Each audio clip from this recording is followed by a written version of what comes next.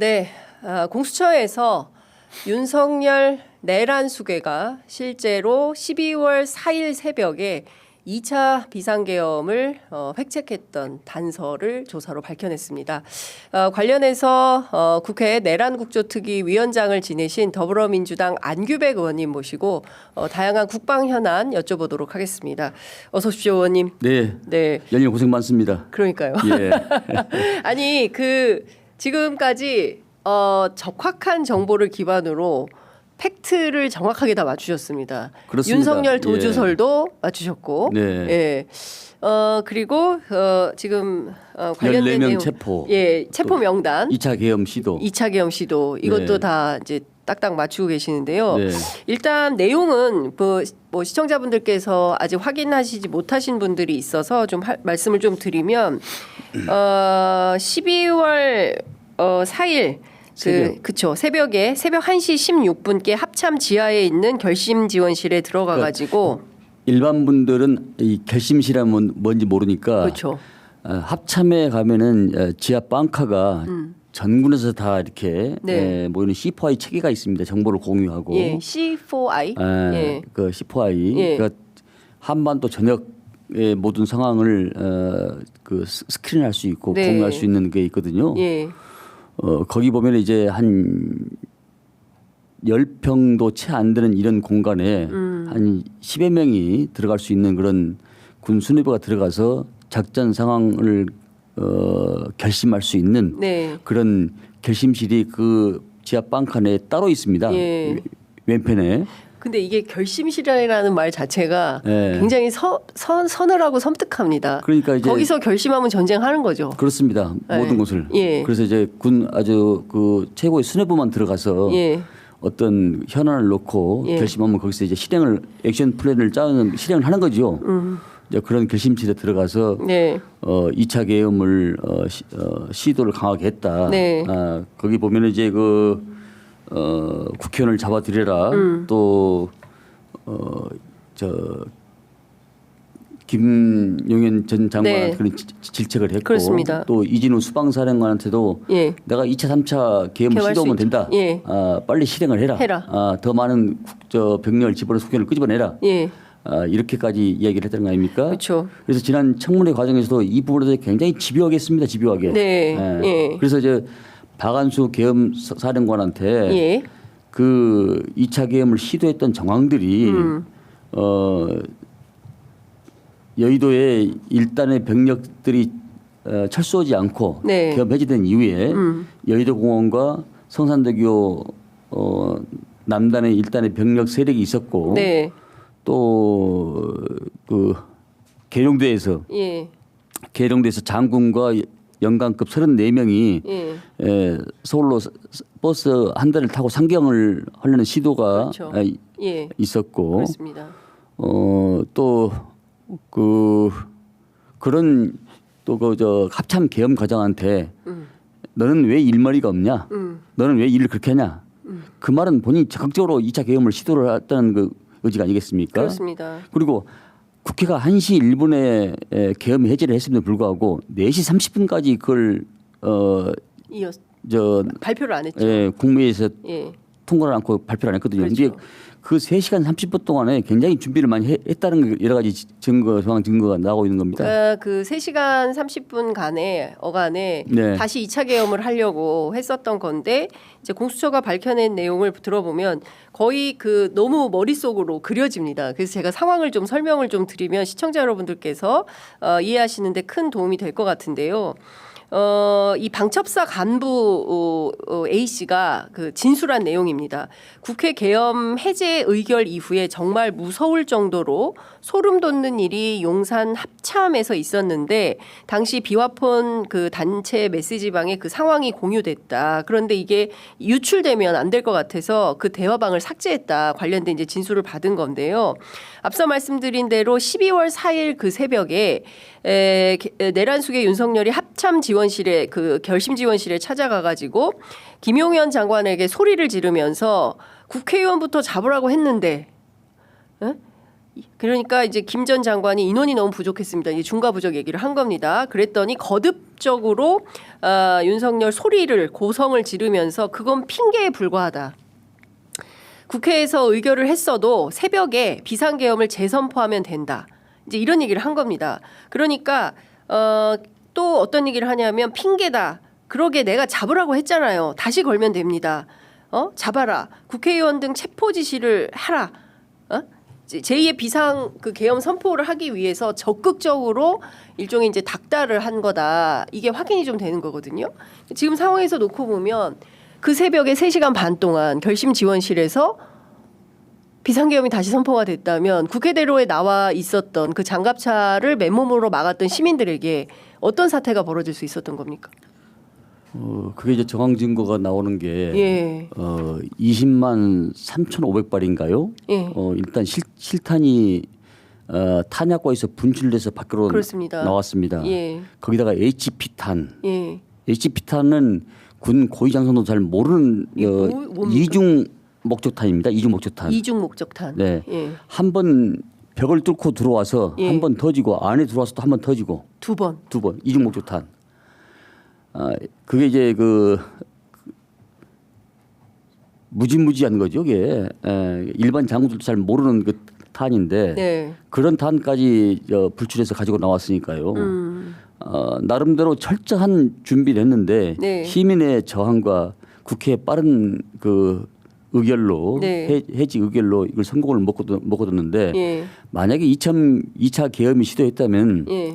우리가 5.18 민주화 운동을 상기해 봤을 때 광주가 아닌 서울에서 일어났으면은 아마 6월 사태가 굉장히 심각하지 않았을까라는 그런 5.18을 상기해 보면 네. 그런 생각이 듭니다. 예. 몸소리가 칩니다. 그러니까 5.18 광주처럼 서울을 그렇게 유혈 사태로 만들려고 했었던 거다. 예. 지금 2차 계엄을 강력히 시도하는 여러 가지 정황 증거가 나왔고 예. 저희들이 국조특위 청문회 과정에서도 그 부분에 대해서 집요하게 했지 않습니까? 네네. 집요하게 했지만은 진술을 일부적으로는 받아냈지만은 네. 이제 수사기관에서 확실히 이렇게 나왔기 때문에 예. 그건 빼도 박지도 못하는 것이죠. 예. 네. 그러니까 지금 어쨌든 윤석열의 지금과 같은 태도를 보면 물론 지금 이 태도가 변화됐다고 보기 어려운 게 지난 3월 8일 그 구속 취소돼서 석방되어서 나와서 내놓은 첫 번째 메시지도 본인을 지지하는 지지 세력에게만 입장을 밝히지 않았습니까? 그리고 지금 김건희 씨의 이제 그 경호처 내부에서 주고받은 내용이 나온 것만 보더라도 총 들고 다니면 뭐 하냐? 내가 그럴 때 쓰라고 있는 거지. 그러니까 체포 당시 그런 말을 했다는 거고 이재명 대표 쏘고 나도 자결하겠다. 뭐 이런 말을 했다는 거고요. 그러니까 이 사람들의 지금 상태는 다시 또 계엄을 얼마든지 하고도 남을 상황 아닌가요? 어떻게 봐야 됩니까? 너무 조용하기도 하고요. 지금 폭풍 전야라고 봐야 될 것 같습니다. 이제 윤석열의 그 탄핵에 인용과 기각이 됐을 경우에 만에 하나, 천에 하나도 될 경우에 아마 기각이 된다 하더라도 대한민국이 정상적으로 작동을 못하고 네. 결국은 저는 하야할 거로 생각하고 있습니다. 예. 네. 우리 국민들은 이 의분과 공부를 보면 참지를 못한 사람입니다. 네. 예컨대 일본은 한 번도 봉기와 혁명이 없습니다만은 우리 대한민국은 역사의 길목에서 늘 지도자가 불의한 행동을 하면은 자기 목숨을 걸고 싸웠던 시민과 청년 학도들이 항상 있었기 때문에 네. 그런 DNA가 일본하고는 다릅니다. 그렇기 때문에 아마 엄청난 유혈 사태가 오지 않았을까라는 생각합니다. 네. 그러니까 지금 어쨌든 지금 상황에서 헌법재판소가 빠르게 이 윤석열 탄핵에 대한 결정을 내려야 함에도 불구하고 기일이 계속 늦어지고 있어서요. 의원님께서는 워낙 국회에 날아다니는 정보통으로 유명하시기 때문에 어떤 정보를 좀 듣고 계십니까? 제가 보기에는 네. 원래는 아마 3월 14일 날인가요? 금요일 날. 예. 그때 탄핵 인용을 할 생각을 아마 가졌었던 것 같은 생각이 듭니다. 헌재가. 예. 근데 왜 미뤄진 겁니까? 이제 예상치 않는 윤석열 내란 수계가 석방이 되고 예. 또 그에 따른 여러 가지 정부적 판단이 좀 가미돼서 예. 여러 가지 절차적 문제를 제기한 일부가 있었기 때문에 예. 이것이 지지부진이 예. 온 상태가 됐고 예. 그런 과정에서 이제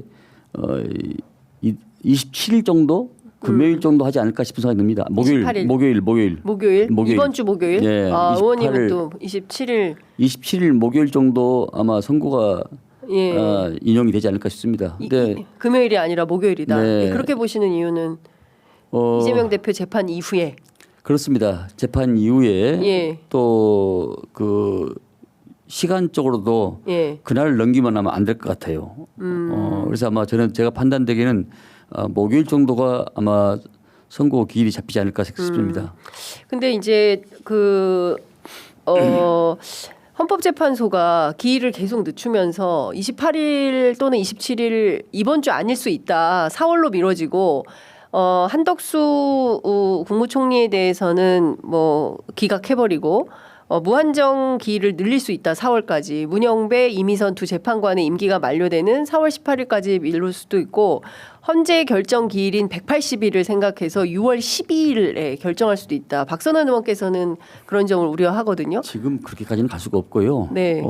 지금 대한민국이 지금 무너져 내리고 있습니다.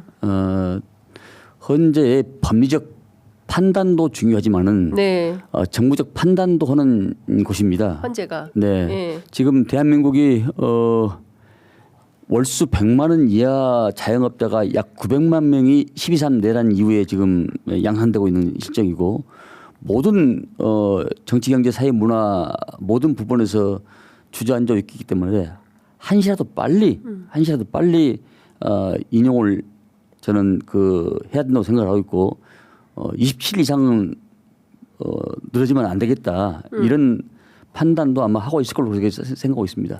근데 왜 이재명 대표의 재판과 연동해서 헌재가 판단을 하는 걸까요?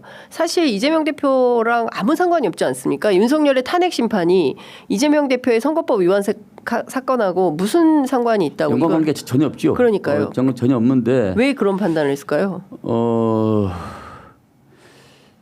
아마 일부 재판관들이 네. 평의를 하시면서 예. 토론하는 그런 과정에서 그 토론이 숫자가 좀 한두 명이 있으면은 그 결심을 못 오고 다시 넘어가고 좀 그런 과정을 거치는 것 같더라고 보니까요. 토론 때 한두 명이 문제 제기를 하면 예. 넘어가지 못하고 그 부분에 대해서 다시 평의를 하고 예. 이제 그런 과정에 있다 보니까 예. 또 동시에 이게 또 하고 그러면은 또 다른 문제가 야기되기 때문에 네. 분리해서 예. 꼭 이재명 대표의 선고를 뭐 기다린다 또 보고하겠다 이런 것은 아닌 것 같습니다. 네. 그러니까 이제 민주당에서는 이번 주 초반이라도 해라, 수요일이라도 해라. 그런데 이제 그 수요일 날 뭐 전국 단위 모의고사가 있기 때문에 아이들이 학교 가는 거 막을 수가 없어서 주변에 중앙고등학교를 비롯해서 여러 학교가 있어서 경찰도 3월 14일 어간으로 생각하고 지방청에서 굉장히 서울로 많이 지금 경찰이 와 계시는데 네. 그분들도 지금 굉장히 피로도가 높고 일부 모텔이나 숙소에서 좀 주무시고 비상 경계를 쓴다고 그래요. 경찰이요? 예, 이렇게 늦게 할지는 몰랐다 그런 얘기죠. 예. 예, 경찰 내부에서는 24일부터 오늘부터죠. 경정급 이상은 비상대기에 들어간다라는 건데요. 그러니까 비상이 너무 길어지고 있어요. 계속 비상이에요. 그 전부터 14일 어간을 할 줄 알았는데 계속 서울에서 지방에서 올라온 사람들하고 모텔에서 지금 이제 경정들 이상 그러니까 서장들 이상은 그러니까 각 서별로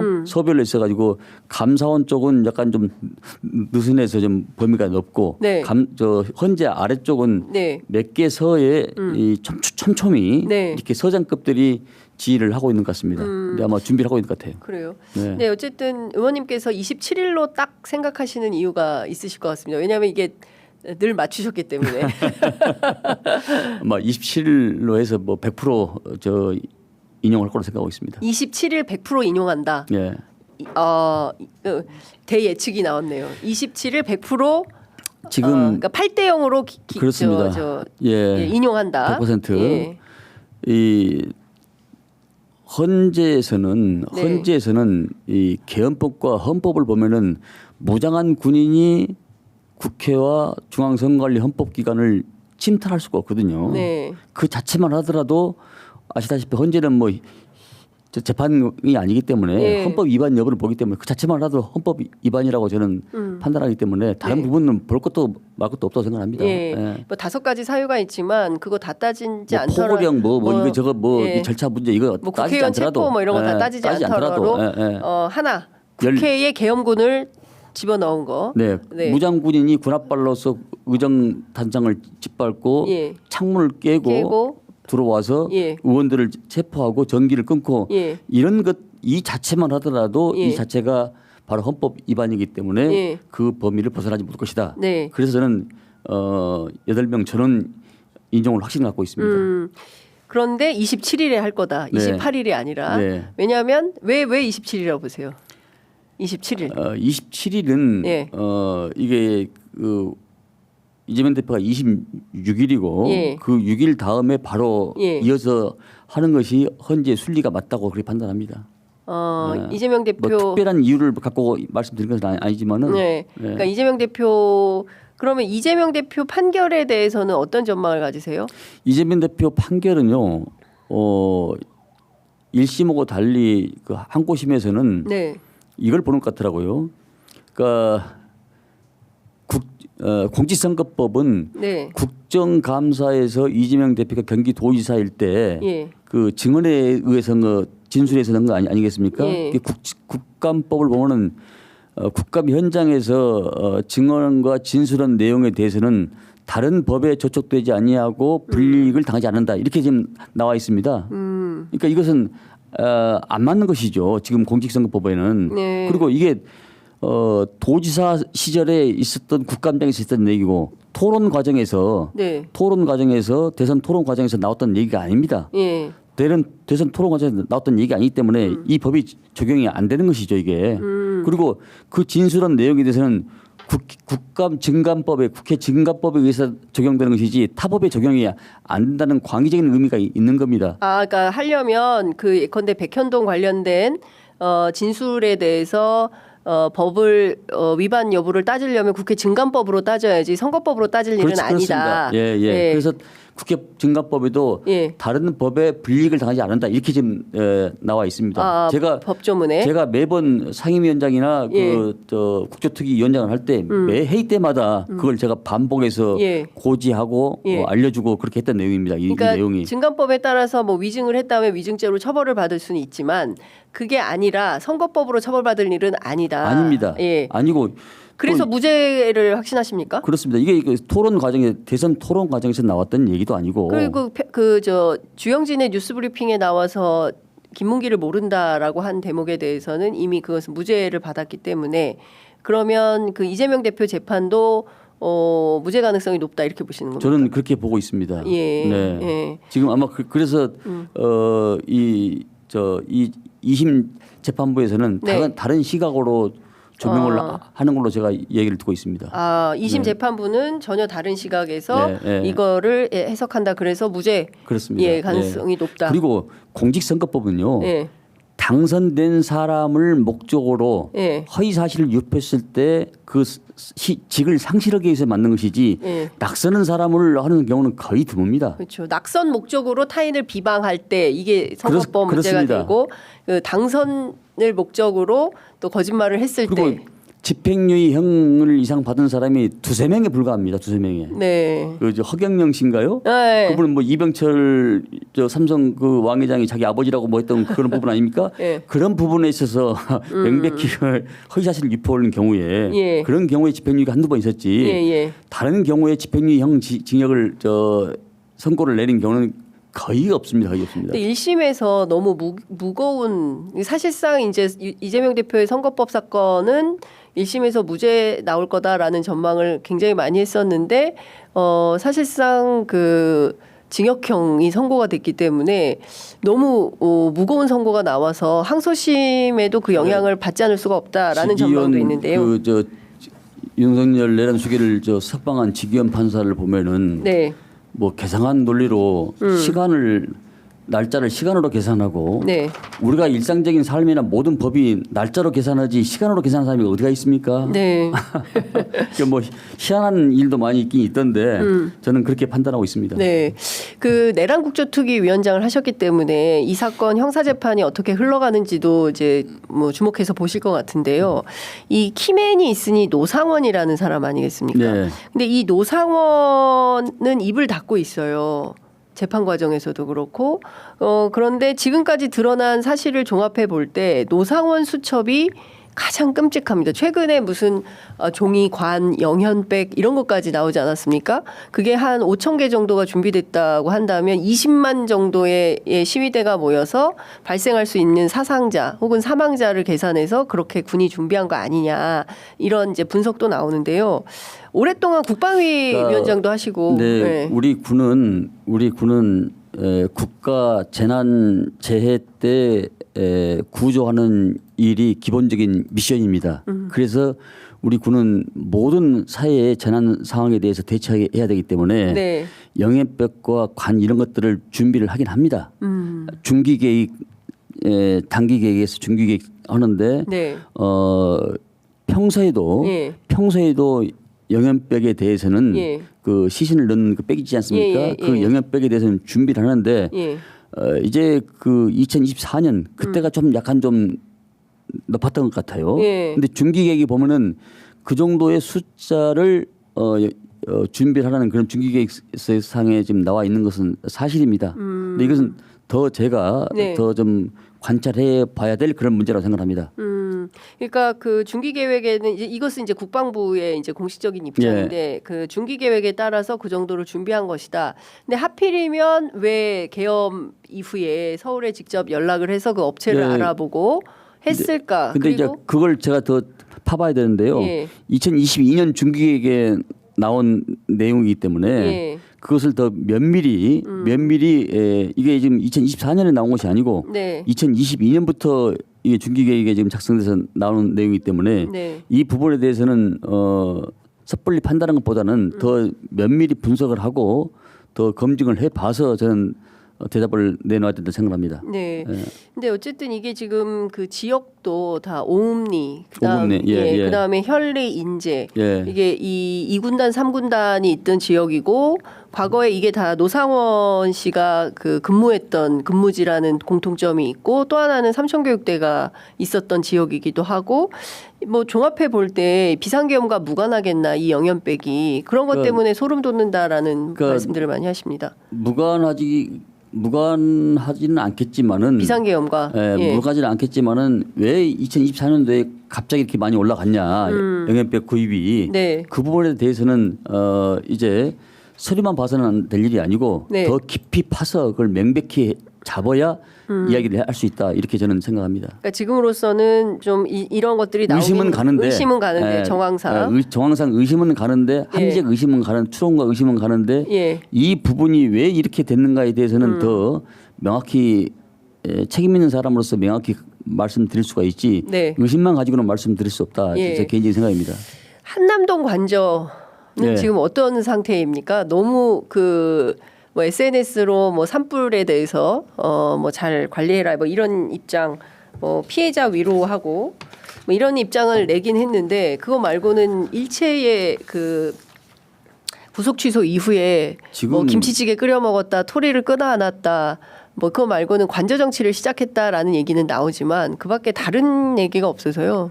지금 윤석열 내란 수계는 서울구치소에서 나왔을 때 주먹을 불끈 쥐고 마치 개선 장군처럼 하는 모습을 보고 저는 아주 경악을 금치 못했습니다. 네. 저 양반이 정말 공적 의식이 있는 사람일까? 국민을 생각하는 사람일까? 왜 우리는 저런 대통령을 만나서 이렇게 고생을 하고 있을까? 여러 가지 복잡한 생각이 들었습니다만은 네. 지금 본인이 직무정지된다고 지금 파면 직전에 있는 사람이 대통령 행위를 하면 안 되는데 네. 안 되는데도 불구하고 저렇게 메시지를 내놓고 마치 자기가 대통령인 양 행동에 대해서는 저는 그분의 어떤 것을 좀 검증을 해봐야 된다고 생각하고 있습니다. 공적 의식이라고는 일도 없는 사람이라고 생각합니다. 그러니까요. 지금 뭐 참 납득하기 어렵습니다. 뭐 마치 현직 대통령인 것처럼 메시지를 내고 있어서 이런 걸 보서라도 헌재는 하루빨리 조속히 결심을 해야 한다고 생각합니다. 헌재가 빠른 결심을 해야 된다. 네. 그 최상목 탄핵과 심우정 탄핵에 대한 국민적 요구가 있고 민주당에서는 탄핵소추안을 지난주에 야 5당이 함께 국회의안과에 제출은 했습니다. 일각에서는 이제 앞서 이제 노정면 의원님께도 여쭤봤는데 노정면 의원님은 한덕수 기각 말도 안 된다. 인용될 수밖에 없기 때문에 이번 주 안에 빠르게 전원이라도 열어가지고 최상목 탄핵을 강행해야 된다. 이제 이런 입장인데요. 의원님은 어떤 판단이십니까? 당내 초선 의원들은 뭐 그렇게 그 최상목 저는 원래 최상목 탄핵에 대해서는 실기를 했고 최상목 탄핵 실기했다 민주당이. 또 줄 탄핵에 대해서는 우리가 조기 대선을 예상했을 때 그게 중도층한테 표가 호소력이 있겠느냐 이게 줄 탄핵에 대해서 피로감이 있는데 네. 그런데 최상목 대행이 지금 하고 있는 걸 보면은 완전히 이 검찰과 짬짬이를 하고 있고 또 그 윤석열의 아바타 노릇을 하고 있기 때문에 네. 원내 지도부로서는 불가피한 선택이 아닌가 싶습니다. 그러니까 지금 상황에서는 최상목, 심우정 두 사람에 대한 탄핵은 불가피한 선택이다. 네. 할 수밖에 없다. 근데 실기를 왜 했을까요? 그때 그 헌재에서 최상목 이 마은혁 재판관 임명 안 한 것은 위헌이다라고 했던 그때에 바로 탄핵 그때 했어야죠. 그때 했어야 됐죠. 그때 했어야죠. 예. 그때 했어야 되는데 예. 사실 아마 최상목 그 대행도 아마 알고 있을 겁니다. 원래 이 헌재는 말이죠. 제가 네. 이 말씀을 드리고 싶은데 88년에 헌법재판관 국회에서 3명 임명을 할 때는 네. 그때는 민정당, 평민당, 자민련 1대1 의석이 비슷했습니다. 네. 근데 92년에 90년도 1월 22일 날 3당 야합을 하고 나서 민주당이 당명이 바뀌고 민주당으로 바뀝니다. 207석이 됐는데 총선 치르고 나서 149석이 됩니다. 평민당이 97석이고 네. 50석 차이는데도 불구하고 당시 민주당이 2명, 네. 우리 민주당은 조승영 재판관이라고 전직 재판관이 있어요. 조승영. 이래 이랬습니다. 네. 지금은 108대 170이 거의 더블 차이 나는 거 아니겠습니까? 네, 네, 네. 당연히 우리가 재판관 2명이 맞고 저쪽 국민의힘 1명이 맞습니다. 뻔히 아마 알 겁니다. 예. 그 알면도 불구하고 그 미룬 거에 대해서는 역사적 심판과 법의 엄정한 그런 판단이 있어야 된다고 저는 생각하고 있습니다. 경우에 따라서 이번 주 말을 넘길 수는 전혀 없겠습니까, 의원님? 27일 확실히 헌법재판소가 100% 탄핵 결정한다 이렇게 보십니까? 아마 헌법재판관들도 여러 가지 지금 사회 환경적 정치적을 고려를 아마 할 겁니다. 이미 늦었지만은 네. 저는 이 시간이 한덕수 탄핵이 기각됐다는 속보가 들어와 있습니까? 확인을 좀 부탁드립니다. 10시 3분인데요. 네. 예, 그 한덕수 탄핵이 기각됐다는 소식이 들어와 있나요? 기각됐네요. 지금 모든 언론들이 일제히 속보를 쏟아내고 있습니다. 헌법재판소가 한덕수 국무총리 탄핵 소추안에 대해서 기각 결정을 내렸고요. 즉각적인 직무 복귀를 한다고 합니다. 아마 한덕수 총리의 기각 결정은 네. 조기 대선을 염두에 두고 한덕수 총리한테 안정적 또 공정성을 담보해서 마지막에 국가에 기여해라. 조기 대선의 어떤 안정적 관리가 필요하다. 이런 판단에서 아마 사실 내용적으로 보면은 한덕수 총리도 인용을 해야 마땅합니다. 네. 마땅함에도 불구하고 국가적 안정적 조기 대선을 염두에 두고 기각 결정을 내리지 않나 싶습니다. 한덕수 총리가 오면은 안정적으로 하겠습니까? 이분도 위헌을 한 건데, 그죠? 그런데 네. 최상목 씨를 보면은 이 사람은 문외의 인간 같아요. 최상목은 문외인 거가. 문외 머리가 없는 문외인 것 같아요. 아니 서울법대 들어. 아니 문외. 공부를 하더라도 살아있는 공부를 해야지 죽은 공부를 하면 안 되지 않습니까? 예, 노상원 가서 보십시오. 예. 노상원도 수석이죠. 육사 수석 아닙니까? 예, 노상원도. 이 사람도 남하고 소통 않고 자기만 살 수 있는 공부를 했기 때문에 사회에 예. 도움이 안 되는 겁니다. 예. 그러니까 죽은 공부를 하더라도 살아있는 공부를 해야지 죽은 공부를 하면은 나도 죽고 남도 죽이는 겁니다 이게. 네, 그러네요. 네. 그러니까 공부를 더 살아있는 공부라고 소통한 공부를 해야 되는데 네. 이분은 막히는 공부를 하고 산에 가서 닭이나 키우고 뱀이나 키우고 오는 사람 아니겠습니까? 네. 그러니까 그래서 제가 그 최상목에 대해서는 완전히 그 저 윤석열의 아바타고 자기 생각이 없이 움직이는 사람 같다는 생각이 듭니다. 이게. 네. 그러면 지금 그 한덕수가 기각이 돼서 이제 직무 복귀를 하게 되면 물론 결정문을 좀 저희들이 봐야 되겠지만 아직 결정문이 그 기자들에게 배포가 됐는지는 모르겠어요. 그러나 결정문에 보면 한덕수 탄핵 사유가 5개 정도가 되는데 관련해서 어떤 판단을 했는지는 저희들이 조금 이따가 살펴보도록 하겠습니다. 댓글창에 민주당 좀 나이브하다 이런 비판들이 쏟아지고 있어요. 네, 아까 이제 실기했다 이런 말씀도 좀 주셨는데 지금 상황이면 최상목에 대한 탄핵을 바로 가는 것이 정치적으로 괜찮은 겁니까? 어떻게 보십니까? 그러니까 최상목 탄핵은 정치적 계산을 떠나서 네. 시기적으로는 좀 약간 우리가 실기를 한 측면이 있는데 네. 조기 대선을 생각하면은 최상목은 탄핵을 절차를 밟아준 게 맞습니다. 근데 이제 의장이 어떤 것을 선택을 하실지 카드를 네. 꺼내들지 잘 모르겠습니다. 어쨌든 의장하고 좀 소통을 좀 해봐야 되겠죠. 예, 예. 알겠습니다. 아이고. 우리가 여당이 아니고 야당인 입장에서 네. 라이브 하기가 아니라 여러 가지 가능의 수를 저쪽에서 여당은 자루를 잡고 있고 끝을 우리 잡고 있기 때문에 네. 그런 한계점이 있는 겁니다 이게. 예. 네. 자, 참 기각 5, 인용 1, 각하 2 이런 의견이 나왔다고 하고요. 인용 2. 예. 예, 인용 2, 각하 하나, 예. 기각 5. 예, 예, 예. 이렇게 나오는 것 같습니다. 예. 자, 의원님 말씀 여기까지 듣도록 하고요. 저희가 잠시 후에 이어지는 신장남매 코너를 통해서 한덕수 총리 기각과 관련된 법리 해석을 조금 더 구체적으로 해드리도록 하겠습니다. 의원님 오늘 말씀 잘 네. 들었습니다. 고맙습니다. 예, 예.